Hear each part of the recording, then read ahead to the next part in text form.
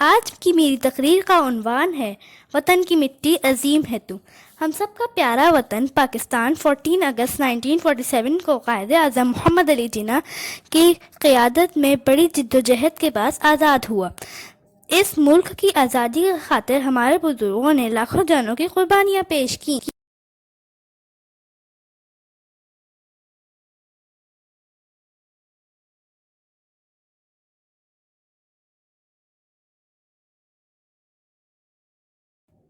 تاکہ ہندوستان کے مسلمان ایک آزاد ملک میں اسلام کی عظیم اصولوں کے مطابق زندگی گزار سکے اور پوری دنیا مسلمانوں کے لیے ایک قلعہ ثابت ہو۔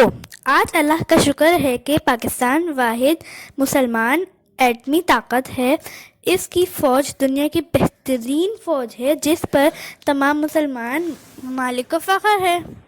قدرتی آفات ہوں یا معاشی بدحالی، سیلاب کی صورتحال ہو یا زلزلے کی آزمائش، 65 کی جنگ ہو یا کارگل کا معرکہ، ہماری عظیم فوج نے جرأت سے مقابلہ کیا۔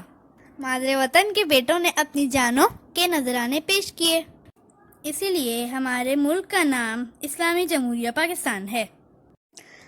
قائد اعظم نے فرمایا، پاکستان ہمیشہ قائم رہنے کے لیے ہی بنا ہے، انشاءاللہ۔